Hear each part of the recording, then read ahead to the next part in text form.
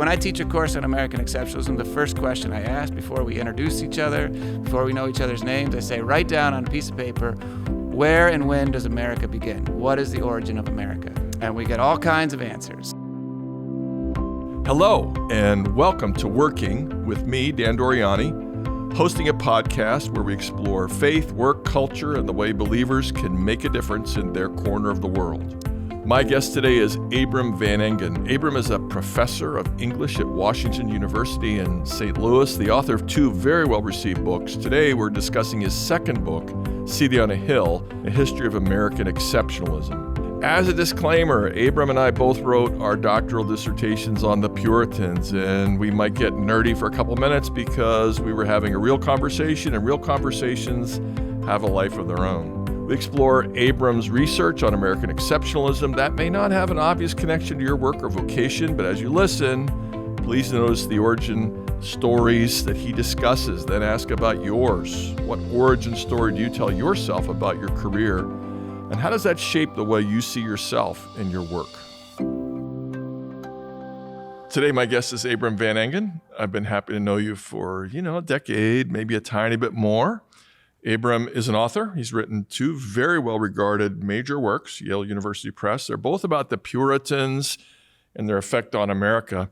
Abram is an English professor, and so he, maybe somewhat strangely, writes about history of thought a great deal. Of course, the Puritans had some style, so we could appeal to that, and they generated a lot of novels. But just tell us for a minute, how is it that you're a professor of English at a major university and you write about the Puritans? We'll get to what you write, but just explain what you do for a few minutes. Sure. So I went to graduate school to study literary theory and 20th century poetry.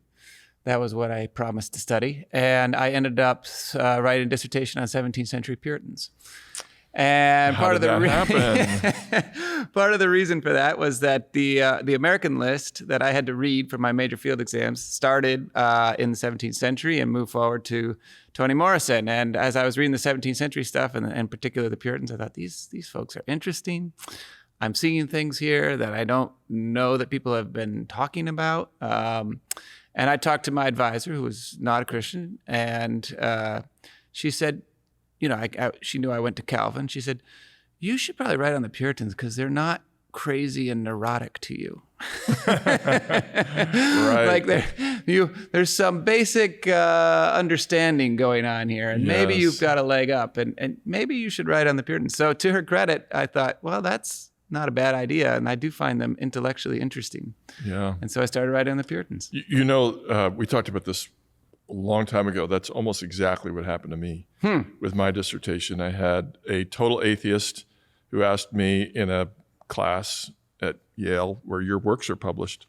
He said, how do you know so much about this? And I said, well, I have an MDiv. He said, so are you he didn't say this, but are you a Puritan fanboy? I said, no, I've got critical distance. Yeah. But I'm kind of like a grandnephew times 7.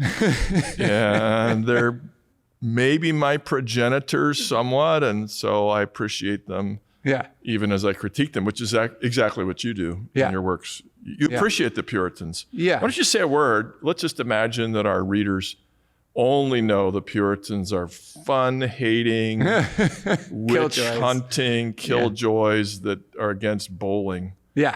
So give us a summary. Yeah, so my first book is about the role of sympathy in Puritan theology and how it shaped their concept of community. So basically, the long and the short of it is the Puritans had a very robust sense of sympathy and its importance to daily life, to community, to preaching, to all the kinds of things that go on within a community.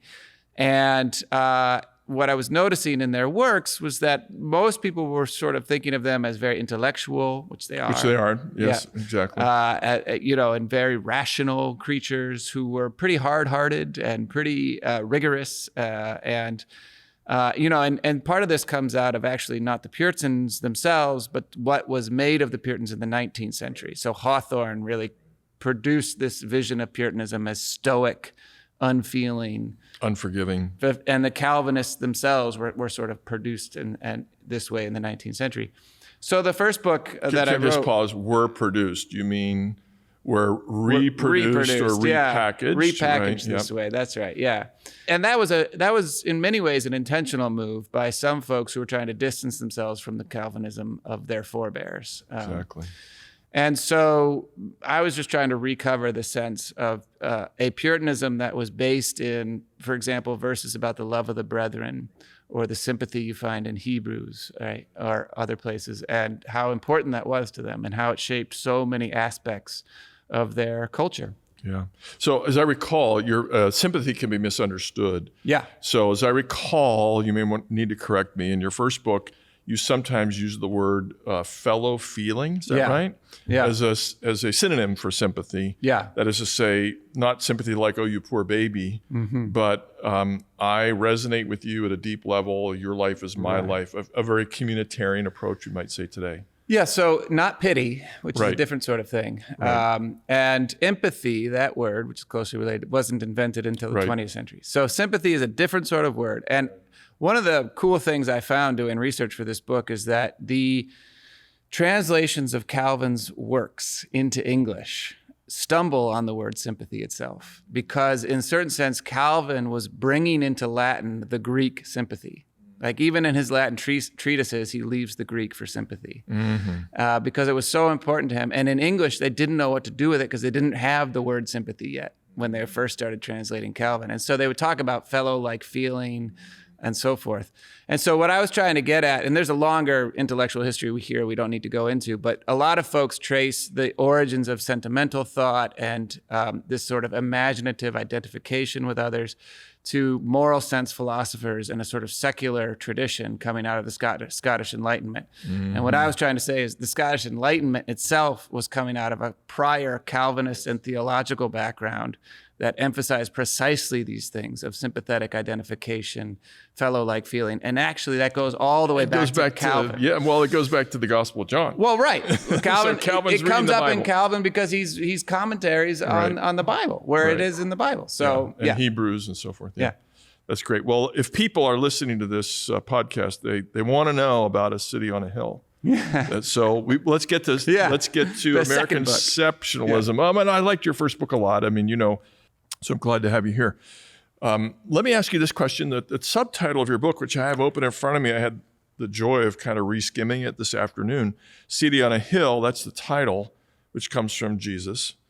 The history, or a history of American exceptionalism. So most basic question, is America exceptional? Caveat, all nations are acceptable. Croatia, exceptional. Croatia is exceptional. Mongolia is exceptional. Singapore is exceptional. Namibia is exceptional, right? Is America exceptionally exceptional? Well, I guess the first question is, what do you mean by exceptional? Yeah, go ahead. It's your book, so you get this. Yeah. So there's three ways that America has typically been understood to be exceptional. One of those ways is as a model nation. So we create a certain model that we say other nations desire to have. But we don't necessarily feel ourselves obligated to bring it to them. We just create. So here it is. It's beautiful. It's a city on a hill. So it's a sort of passive American exception. Right. That's one form that it takes traditionally. And that's where city on a hill comes in. Right. Maybe the most. You establish this thing, others look at it. People will be drawn to it. Yeah. Invent a refrigerator. People may want refrigerators. Right. Right. The second form, which really takes off more during World War II and the Cold War era, is the sense of a redeemer nation. So it's our obligation to take the benefits or whatever we have that makes us exceptional, whatever we think that might be. It's our obligation and responsibility to take that to the rest of the world. And that would be exceptional if we could redeem other nations. Right. It would be quite exceptional. Would be exceptionally exceptional. Yes. All right. Number three. And then underlying both of those, so model nation, redeemer nation, is this certain sense of religion that often accompanies, not always, but often accompanies it. And so that's more the sense of a chosen nation. So that God has set apart this particular nation among all the nations of the world to have a particular role in human history. Which is part of manifest destiny. Right. So it's our destiny. God wants us to take this entire continent. I'm not saying that was all caught. Right. I'm not saying that the Puritans had that in mind. Right. They had no idea how big America was. They probably knew about 50 miles or maybe 100 miles for a while, but certainly manifest destiny, which you talk about a little bit in the book. I do touch on that. And it has a downside to it. It does have a downside, yes. Right. These other people are interlopers, and so we can take their land. And part of what I talk about in the book is the way the Puritans are often co-opted into these particular tales of American exceptionalism. And they were catalytic. But in many ways, yeah. But it wasn't their idea. It was done with some of their ideas. Well, I mean, one basic thing to think about is that they existed before the United States did. Yes, right. So in what sense did they think of this nation as exceptional? Now, you just said something really important. And when we were talking beforehand, I told you that pages 2 and 3, the beginning of the book, kind of align with almost the last page of the book, page 272. And so you give a bunch of possible answers to the question, where did America get started? Yeah. And 3 of them are political. They have to do with documents like the Constitution and the Declaration of Independence. They also have to do, I'm not going to do all 8 of these, I'm going to let you do some of them. They also have to do with war. The Revolutionary War could be the start, or the firm establishment of America. That's how it started, post-Constitution and maybe even post the 10 Amendments. But we can also look at people. And the Puritans are viewed as the first people, and they weren't. Right. Why do we count them as the first people? Can you tell us maybe briefly who came first? Sure. And there's several answers to that. And then why do we pretend the Puritans were the first Americans? I think what your question is getting at, and it is really important to understand, is that American exceptionalism, one of the ways to understand it, an important way to understand it, is that whenever it shows up, it is a history. It is a history of the country. And it's a way of telling. It's so not on the one hand, history, it's a history. Just want to make sure you didn't say the history. Right, it's not the history, it's a history. Right. So you never get claims to be an exceptional nation without an implicit narrative about how our nation began or what America is. And so then it raises the question, well, where did it begin? Where and when did it begin? So I ask that question. When I teach a course on American exceptionalism, the first question I ask before we introduce each other, before we know each other's names, I say, write down on a piece of paper, where and when does America begin? What is the origin of America? And most students say. And we get all kinds of answers. Okay. We get Native Americans. Right, good answer. The first people here. Columbus, the first European here. 1492. Almost nobody talks about the Spanish who were in what is now the United States of America before Florida, the English. New Mexico, California. Right. That's amazing. Right. And almost 100 years earlier. Almost 100 years before the English arrived. The Spanish were already in Florida and New Mexico and places like that. The French and the Dutch came before. Not much, though. Not much before. That was pretty 10 years. 1 year with the Dutch. Then there's another story that gets told of Jamestown, Captain Smith and Pocahontas. 16045. That is 1607. It's the founding of Jamestown. And 1620 is the coming of the Pilgrims. And so one of the questions that I ask my students is, why do we tell so many founding stories about the Pilgrims? So they're not the first people here. They're not the first Europeans here. They're not the first English people here. They're not the first English permanent settlement here. They're not the first in so many different ways. They're not the first really in any way. Right. But they're first in one way. And maybe you're going to tell us what that is. The reason why we land on them as an origin story is because what that origin story enables us to tell about America. The stories that we can tell about America. Today. Exactly. So when we ask people, where does America begin? And they say the Pilgrims, what they have in mind is a certain narrative of America that stands for certain things. Which are? Freedom, religious toleration, self-government. And can we just back up and say the Puritans were not, they were in favor of their religion being tolerated. Yeah. They weren't necessarily in favor of other religions being tolerated. We don't hate the Puritans. We do not hate the Puritans. We both admire the Puritans deeply. Right. But they really didn't advocate religious toleration. No, they didn't. In our terms at all. No. I think there's a really interesting, Perry Miller tells the story. He says, when I talk about the Puritans in America and people come at me and say, how could they flee England for religious toleration and then not allow others to have their religion? And Perry Miller always said to them, they were perfectly consistent. They were consistent. They were perfectly. In England, they said, we ought to have the freedom to practice right religion. Right. And in America, they said, you ought to have the freedom only to practice right religion. Right. In both cases, they were perfectly consistent. It's just that they knew, or they thought they knew, exactly what right religion was, and that's what God would tolerate. And if we can just pause here for a second, of course, they're not the only ones who think they have religion right. Right. No, surely not. We're offended that the Puritans think they got it right and other people didn't. Everybody thinks they get it right. Right? I mean, if they thought they had it wrong, they would change. Right. And so it's not unusual that they had confidence especially since they'd studied long and hard, had deep convictions, had formed a community, chosen a life. Right. We shouldn't be upset that they had the strength of their convictions. Right.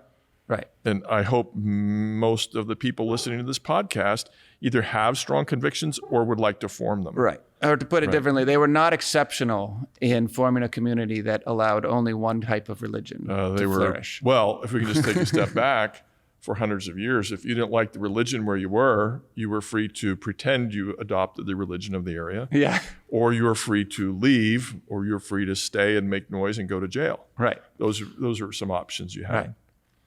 Yeah. So I'm going to jump to page 272 because I just love the idea that you made us wait 270 pages for the answer. And you say this: apparently the English settlers of Jamestown did not count, not to mention all the others who came before. Instead, the Pilgrims, I said Puritans, but Pilgrims is what you wrote here, retold an old story for Reagan, meaning Ronald Reagan, one that separated the motives of America's true founders, you italicized true founders, from the greed and materialism characterizing everyone else. Mm-hmm. What does that mean? So the way origin stories work is that we align ourselves with those origins. So a different way to put this is, if we want to tell a story in which America stands for things that we want it to stand for, we need to find an origin that allows us to tell that story. We've always believed this. Right. Right. And we also want to find an origin that can, in a certain sense, put in the closet the things that we don't want to talk about. We don't deny them, we ignore them. Right. Or we just claim that they're not really part of the true America. Mm-hmm. So this is how... They're to the side. They're right. accidents. So if you start with the Pilgrims in 1620 instead of Jamestown in Virginia in 1607, then you're allowed to sort of ignore the rise of slavery in American history. Right. And the whole mercantile impulse, which was the core of Jamestown. Right. And you're allowed to say that, yeah, sure, slavery existed, but it wasn't the true America. The true America spread from these people, right? The people that I want to valorize. That stuff down there, that's not the true America, and we clean that up later. Mm-hmm. And so it tells a story. Can I just pause? It's not entirely false.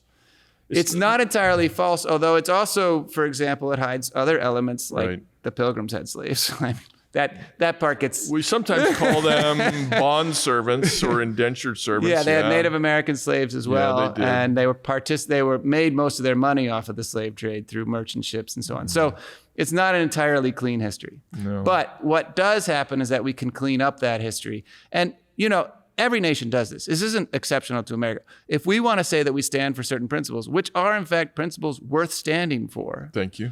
Then we could say, well, these are the folks who gave us those principles. And in some cases, that's true. Like some of these principles did come from the Pilgrims and the Puritans, and they are worth standing for. What the troubling part is the way that those histories can then ignore, downplay, shove to the side the parts of American history we don't want to talk about. Which then can hurt us if we don't, as Christians, you and I are Christians. Yes. We believe in repentance. Yes. We believe in restoration. So if you pretend it didn't happen, you can't repent. Right. And you can't try to set it right. Right. Is that where you're driving at when you say, I think you have more than that in mind, but if I do, can be a that is definitely theologian one aspect, from a Christian perspective, as as we're the great nephews and nieces and so forth of the Puritans, we want to be honest about the good and the bad. Let me do an analogy. Yeah. I've been married for over 40 years, and you've been married a few years anyway. Long enough to just have some had my kids. 15th anniversary. There you go. Yeah. So, you can tell the origin story of your marriage and how you first met, and kind of leave a few things out and talk about the years of your marriage, and maybe leave out the part when we were fighting all the time. Right. And scratching our heads saying things like, what have I done? Right. and it's good to face that. Right. Not pretend it didn't occur. Right. But I just wanted to interrupt and say there's a positive value in getting our origin stories and our history right that aligns with Christian values. Right. And, I should say, the opposite is also true. If you have an origin story based only in oppression and persecution, and that explains all of American history, that also leaves things out. And so, Right. one of the points of my book is how do you do, this is a sort of larger intellectual problem. How do you do histories of nations that have so many different origin points? Yes. Because histories are stories, and stories are clean when they have a beginning, a middle, and an end. But borders shift. But borders shift. And what happens Poland's when you borders, watch it. Right. Watch Serbia, Yugoslavia, watch the borders move around. Right. And what happens peoples when you come have and go. lots of beginnings? Right. How do you tell that Exactly. story? Yeah. And when they all influence where you are today. Let me go to the core concept of the book in its founding with Jesus in Matthew chapter 5. So your book is called City on a Hill, A History of American Exceptionalism. And his City on a Hill comes straight from Jesus, Yeah. who said this: "You are the light of the world." We know that one, really well. "A city set on a hill cannot be hidden." Mm-hmm. Tell us how that idea was appropriated originally by Winthrop. Mm-hmm.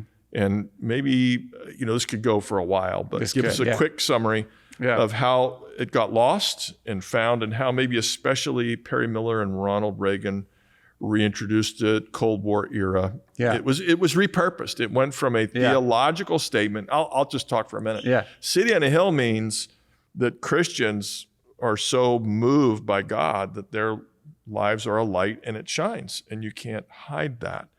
And that rests then on right doctrine, right faith, and a right life. By right life, I don't mean rigidly right, but a life of love and caring and compassion and honesty and all the rest. Mm-hmm. And that's a very Christian idea. Mm-hmm. And it's been put to secular uses more or less continually for decades in America. I think a lot of people don't even know City on a Hill came from Jesus.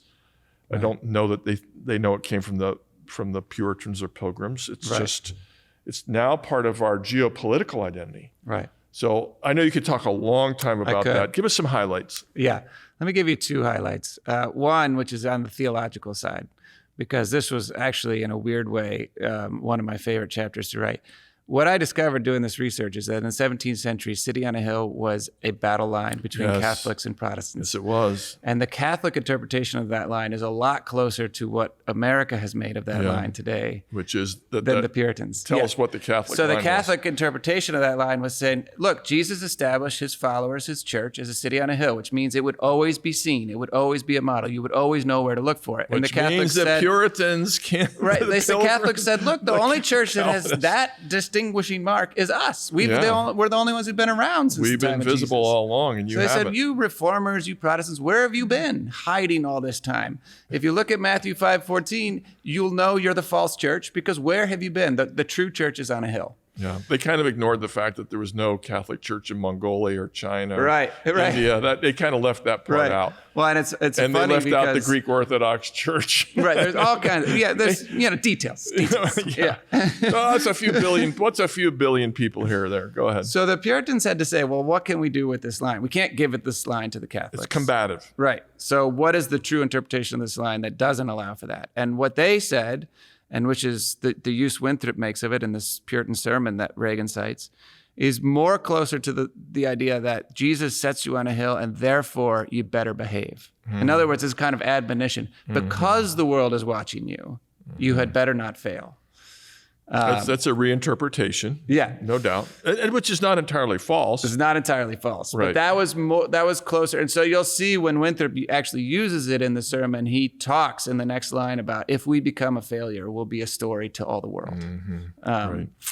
And so... Say that again. That was the next line. That was the next line right after City on a Hill. Which we maybe don't necessarily pay attention to. Yeah. Yeah. And so he gives this sermon. Now, I think the larger narrative of the book is the fact that he gives this sermon in which this is the first Puritan governor of New England. And a good man. And a good man. And a wise John man. Winthrop. Yeah. Yep, right. And he gives a sermon sometime right before they arrive in which he says, we shall be as a city upon a hill. Mm-hmm. And then Reagan uses this and others, and now it's a part of You're going to do American. Perry Miller for a second? Yeah. Yeah. So what happens first? You do whatever order you want, but I want to get Perry Miller in here. Perry Miller is amazing. Okay, so what happens first is that no Puritans make note of this sermon. So this sermon, which now is found in every anthology, every intellectual history of America and so on, was in its own day completely ignored, never printed, never published. Nobody knew it existed. Until some Until intrepid 200 historians. years later, somebody found it in an archive. Right. And then they started to publish it and produce it and make a story. So part of the idea of the book is, how do these origin stories emerge? How do we turn a sermon that nobody seemed to have noticed into the founding sermon of America? This podcast is a production of the Center of Faith and Work in partnership with the Alliance of Confessing Evangelicals. If you're enjoying this conversation, you know the drill. Please rate this podcast and subscribe to it. And visit our workingwithdan.org site to get updates on new episodes, explore old episodes, hear clips from lectures on work, and enter to win our giveaways. Before we jump back into this episode, I have to say I hope you're enjoying this conversation as much as I am. Abram has done his research with skill and contagious enthusiasm for his topic. You probably don't get to chase down formative concepts as Abram does, but what do you get to pursue? And where might you have contagious enthusiasm that impels you to work hard and with delight? So just to make this clear, that means it wasn't the founding sermon of America. Right. Maybe people, maybe 50 people heard it. Right. And liked it. Right. And that's probably it. Like most sermons. Yeah. And then it was reinterpreted a couple hundred years later and even more 300 years later. And it's not like there weren't chances to talk about it. There were biographies of Winthrop written that don't mention him delivering it. Winthrop was keeping a journal. He doesn't mention having given it. Right? So why did Perry Miller come to use it? So Perry Miller, he's this. So first of all, who Perry Miller was? He was a scholar at Harvard. He was one of the first full professors of American literature at Harvard. He had a key. Give us his dates roughly. He was at Harvard from 1931. He died in 1963, shortly after Kennedy, partly because of Kennedy. And so he was at Harvard for 30 years. And he's the key figure of the 20th century who turns the Puritans into an intellectual topic in America. And so one of his roles, because of the years in which he worked, there was developing this new discipline of American studies, which was trying to say, hey, we've got our own rich culture, our own rich set of authors, our own particular distinguishing marks. We're not beholden to the Europeans. Right. Right. So let's pull out what those are. And Perry Miller's answer to what those were was the Puritans. The Puritans made us what we are today. That was his answer, basically. And as he's going through and sort of building this argument, he, in a certain sense, stumbles across this sermon again. And he, in the 1940s and 50s, starts to say again and again, this is the key sermon. This is the moment when America truly begins. But this partly has to do with the aftermath, the political, economic aftermath of World War II, the rise of communism. Right. And so this is an intellectual tool, maybe even a weapon. Right. At the time. Well, and Perry Miller was an atheist. He had a lot of respect for the Puritans. He did, yes. He was really drawn to them, but he was an atheist. And for him, what really mattered was what set America apart. And he said this sermon and the Puritans set America apart. And what he wanted to get at, so in the Cold War, you get this binary between the Soviet Union and the United States. And part of the result of that binary, the Soviet Union stands for atheism and communism. And therefore, the United States stands for not just democracy, but Christianity.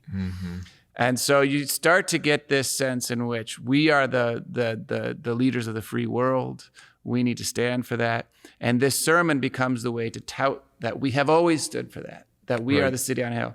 What's super interesting... if I can just interrupt again, and the communists are the oppressors. Right. And we're freedom-loving. And I'm just, I put my story into this. So my name, Doriani, is an opera name. It's not my real name. And my name should be Tchaikovsky. My family, my grandfather, the singer, visited Russia with Russian roots. And they said, "Welcome back, comrades," and kept them for 12 years. So the Russians could be oppressors. Oh, yeah. In fact, very often were oppressors. And it was good to battle communism. Yes, I'm not. I just want to. Yes. I think. But that doesn't mean America is always perfect. They're dark and we're always light. Sure. Which Yeah. is Absolutely. What you're driving at right now. Yeah. Absolutely. And what's more interesting to me, and actually one of the reasons why I started writing this book, is because one of the things you discover in the history of this sermon and in the history of this phrase is that up until about the Cold War, this phrase was a phrase of the church. Right. And you can tell this because you could search databases for this phrase in the 1900 or 1800s and earlier. And almost it shows up a lot because it's in the Bible. It's all over the place. Literature. It's Christian literature, right? Great statements. So actually. it's not absent from American culture, but wherever it appears in American culture, what it is talking about is the church. The church is the city on a hill. Pastors are the city on a hill.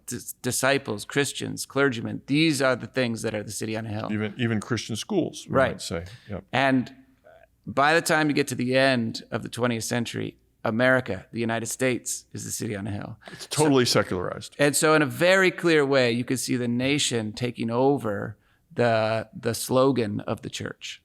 So I'm going to give you my summary of, you lived and breathed your book for several years. Yeah. I read your book. Yeah. But it seemed to me that in part, the value was to say we're not materialists. Yes.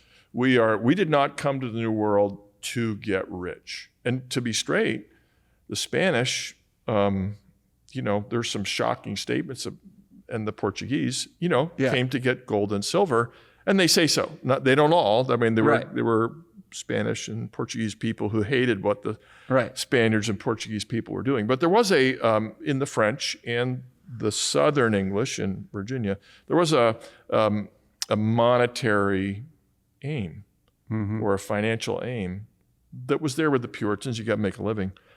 And so it's not entirely fanciful to connect sort of the moral side of the Puritans and Pilgrims with some moral aspirations of America. Yeah, and that was partly what Perry Miller was trying to get at. He was That's very what concerned. took you to say. Anyway. Yeah. That Perry Miller was squeezing things, but not absurdly. Right. So one of the things, and Perry Miller was not alone in thinking this. Following World War II, America really rose to power in a new way. And part of its rise to power was that it was not decimated in the same way by World War II as, all these European countries were and so on. So suddenly it becomes one of the wealthiest countries in the world. And there's a whole cadre of scholars, Perry Miller among them, who say, wait a second. We're not just materialists. We're not just materialists. We can't just be about individual wealth and pleasure. More cars, bigger more houses. Cars, more refrigerators. There's more to America than that. Right. So how do we get this nation to stand for something that isn't just material gain? And Perry Miller tried to find the answer to that in the Puritans, who he said did not come from material gain. Material gain was a byproduct of the reason why they came. Do you buy that or not? Somewhat, maybe. I buy it somewhat. I think there's mixed motives to all these things. Everything we do. Yeah. I mean, you do have clear lines from Winthrop saying, hey, England is too full. Let's go to America. There's too many people here and you can't but one of the reasons he wanted to go is because what he said was super interesting. You can't make a living anymore except by cheating your neighbor. And so he said, let's go spread out. And make an honest living. Right. And so there's economic motive there, but there's also moral, at least in Winthrop's mind, moral motive there for going. And let's just make sure the Mayflower had lots of non-Christians on board. Yes. Yeah. They knew they were coming for an organization that had Christian roots and convictions. They knew the leaders would be Christians. Right. I don't know if you know, what are the numbers? It was, So the Mayflower had 102 passengers, and then about half of them, I think, were pilgrims who were separatists, and then half of them were called strangers. And who came for other reasons. To seek their fortune. Right. But part of it was, if you're going to start a colony, you need people who do certain tasks. Yes. So if you can't find a Christian who does that task, you need somebody who does that task. Yeah, you need a community. Right. Can we talk about Ronald Reagan and how he took one more big step to secularize City on a Hill? Yeah. So Reagan is super interesting because he's the moment when this phrase really does truly explode. He's not the first president to use it. The first president to use Winthrop and this phrase to talk about America is JFK. And after him, others use it a little bit, but not much. But by the time you get to Reagan in the mid-'70s and his rise to power, he is starting to make this the foundational statement of America. And as he does so, part of what he's doing is saying that, in a certain sense, we are great because of our material possessions. And you can look at some of his speeches that do precisely the thing of saying, we've got more cars, we've got more TVs, and so there is a weird way in which Perry Miller made this sermon foundational to America and used it to speak out against materialism. And then Reagan is the one who popularized it and used it to speak up for not materialism per se, but for the good of material goods. Well, let me tweak that in two ways. Yeah. The first is maybe the link between freedom in general, which for Reagan and many other people means political freedom and economic freedom. And there are some connections between political and economic freedom. So if you set people free, one of the results will be they'll be more productive. Right. You don't take away their money with taxes and regulations. Right. And again, as always, there's some truth to that. Right. And so he conflated, we might say, he elided, I'll say, religious freedom and moved it over to political freedom and then economic freedom and then prosperity. Right. And of course, he's anti-communist to the core. Right, and the communists, part of the reason, communism didn't work as an economic system. And so he was unafraid to say that. Yeah. I mean, so one of the things I traced in this book that was very fun to just kind of research and write about was all the different stories about America that get tied to a Puritan origin. Mm-hmm. You can find any story about America and say it started with the Puritans. You could say we are, as was said in the early 1900s, people said America is no good at the arts. We're terrible. We have no society, no culture, and that's because of the Puritans, because they were business-minded and too frugal. And other people come along and say they weren't business-minded. It wasn't about money at all, right? Mm-hmm. And so neither one is true, right? And so you get all these traditions and histories of America that get spun, and what's amazing is how many of them lay their source at the Puritans. Well, and of course, the Puritans were writers and they were publishers. And so if you read 10,000, 20, 30,000 pages of Puritans, you're going to find a lot of ideas. You are. you can find almost anything. I could read nothing but Puritan text for the rest of my life and not get through what remains from Puritan culture. Yeah, they were writers. They were publishers. They wrote everything down. Yeah, that's true. Hey, I've really enjoyed this a lot. We're going to go to a couple of other questions. I love to ask people some rapid fire questions at the end, but I want to ask you about your calling. So you're a good teacher. I've heard you teach. You're a good teacher. Well, thanks. You're welcome. It's not a compliment. It's accuracy. You're a good teacher. That's not flattery. That's factual. But you probably spend most of your time doing research and writing. Just talk to us about that. Why do people, for you, maybe publishing is more important than teaching. Give us 1 or 2 minutes on the connection between teaching and writing and what it's like to be a professor at a major university. So let me talk about the research first, because some people talk, the first book I wrote is a book primarily for scholars. It will have it has the readership that it needs, which is among scholars, among people who study the Puritans. The second book is for a broader audience. And some people say, why do you spend so many years really writing a book that a handful, of scholars, fellow scholars, under 2,000, right? Under 2,000 are going to read. And my go-to image for this is that book, The Giver, by Lois Lowry. I don't know if you know this. I don't know. It is just a wonderful book. But basically, in this community, all the memories are kept by a memory keeper, and the community realizes that they need those memories. Even if they don't want access to those memories, even if they don't want to keep them themselves, they want somebody to keep them. And I think of scholars very often as the memory keepers. We write books. Memory improvers, we might say. Yeah, right. We write books that not necessarily everybody's going to read, but once the books are written, they can read them. And they're you influence influencers, to be honest. Yeah. So that is one way. And then, of course, these broader intellectual books that do have a broader audience are meant to be more influential, to show people the way that these ideas still matter and still affect people's lives. And really, politicians could pick up this book and profit from it. Well, I would hope so. Yeah. The folks I cite in that book at the end who use this phrase, it's not partisan. I mean, these kinds of stories are Obama's telling these stories and Bush is telling these stories. And it's going back and forth. Right. So anyway, so there's that side of things. And then the teaching side of things is just, I mean, I love teaching. But there you have sort of this direct engagement with people to challenge them. And what I do in my classes, and this is just my model, but I tell students, for example, in my course on American exceptionalism, I have a politics, I do, but if I teach this course right, you won't know what they are. But you will think that they're the opposite of yours. Because you make everybody Because I try to uncomfortable. challenge everybody's point of view, and Right. that forces you to think through what your position entails and whether it has any support. But you challenged me because I forgot to say that some Puritans had slaves. Yeah. And, we stress that, they were mostly indentured servants, and which is, maybe true. We stress that side of it. Yeah. And, of course, we can excuse it in all kinds of ways. Slaveholding was widespread, but it's not true that everybody had slaves. Right. By any means. Right. So, yeah, good. Thank you for that. Okay, can I ask you my rapid fire questions? Oh, sure, Or yeah. were you done answering the question? No, yeah, that's good. That's Yeah. good enough? All right, so rapid fire questions. What do you do to play or relax other than working all the time? Instead of spending 7 years writing a book, you spend 6 years and 10 months. And what else do you do? Ha!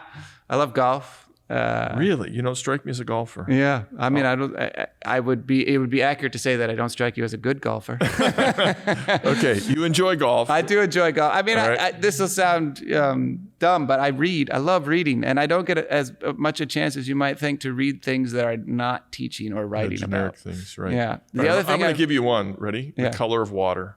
Yeah. Oh, You've yeah. read it? Isn't that No, a I great haven't book? read it. I need to. Oh read my it. goodness, what Yeah. a great book. Yeah. You'll enjoy it. You'll laugh out loud. And the James McBride, for what it's worth, out Yeah. there, folks. The one other thing I do right now that I just love is at 40 years old, I started taking piano lessons again. And so I practice the piano every day and take piano lessons. Wonderful. That's wonderful. Putting practical considerations aside, what would you do for 1 year? If you could just, money's no object, you can walk back to your job, what would you do for 1 year? My answers are so boring. But Just give me one. I would read. That's okay, that's fine. I would read in a beautiful place all by myself. Yeah. So I have told my wife that, there are times in my life with, if I hadn't married her, I might be a monk. I do love solitude and I do love reading and I don't get enough of either. I love my family, so I don't want more Of of course those you things. do. But If you were talking to a talented newcomer, yeah. intellectual history, American literature, you can decide writing. What would you most want to say? You're on an elevator, it's not real fast, you're going from the first floor to the 20th. Yeah. What would you say? Well, I have loads of advice about pursuing that as a career. And as long as you're getting paid to do what you love and making a living doing it, then do it. Yeah. But as soon as that stops being the case, there are other paths to take and other careers out there. So I think all those things are worth it. I think, you should never be in a graduate program, for example, that you pay to go to for these things, Right. or incur debt for them. But as long as you're making ends meet and you're having the chance to read intellectual history, to do American literature, to write the things you want to write. If you love your topic, in other words. If you love your topic. And love teaching it and conveying the information. Good. So in other words, for a year, you would do exactly what you're doing right now. No, right now. No, it's a good answer. Right now, I am but- on endless meetings and committees and administrative duties. you would just- That would cease. Yeah, got it. Okay, right. That's the job everybody wants.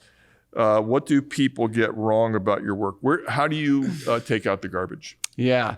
I think that especially with the book I wrote, I can easily get pinned for further left than I am, or get pinned for further right than I am, depending upon the viewpoint of the person reading and what they want to see in the work that I If they're write. left, they see you as right. And- I have a passage in there where I talk about how there are very, very good scholars of the Puritans and the Pilgrims, and there are also lots of writings about them that either want to demonize them to no end or Right. praise them to no end. Right. And both are wrong. Yeah. And so how do you cut a middle ground that humanizes them and acknowledges both ends of the spectrum? And that's true of all Christian histories or secular histories are tempted to do that. I mean, Calvin is made into a saint. I mean, he was a complete jerk early in his life. I mean, Yeah. he was given 48 hours to get out of town Yeah. at one point because he was so foolish and rash. Yeah. Of course, he became a better person, but Yeah. that's another story. All right. You read widely. What one book would you recommend to our readers? Maybe one that would help us understand literature, or maybe one that would help us understand the Puritans, other than your 2 books about the Puritans. Well, the go-to novel for me for the last 20 years has been Gilead. Yeah, fantastic. Which I teach over and over and over again. Yes. The other book, I teach a freshman course on religion and literature, and the first 3 novels we read are Gilead, The Power and the Glory, and Go Tell It on the Mountain. And I think those 3 I'm ready books, for your class. I've read all 3. Those 3 books back to back to back are amazing, and they also introduce Reformed Protestantism, Catholicism, and Black Pentecostalism. Yeah. And for an audience that I often have that doesn't know very much about religion at all, right. to show them these 3 perspectives and to say, these are all Christians and all Christian writers. Well, James Baldwin left the church, but that they're all from a Christian point of view. It's sort of saying, now when you think the word Christian, you've got to understand there's variety. Right. Very wide good. variety. Yeah, that's probably a great educational decision. Abram, it's been a delight to have you here to converse with you freely for a while. Yes. And I wholeheartedly recommend, especially for people like intellectual history with a detective side to it, really. It's a detective story at times. City on a Hill, A History of American Exceptionalism. Thanks for your time. Thanks for having me. Thanks again to today's guest, Abram Van Engen. Though we didn't discuss it at length on this episode, Abram has an excellent podcast of his own called Poetry for All. I've enjoyed his talks on poetry, and you can find a link to his podcast in the show notes for this episode, or visit us at workingwithdan.org for more information. At our website, you can explore archives of old episodes, subscribe to receive updates on new episodes, receive giveaways, and find bonus content.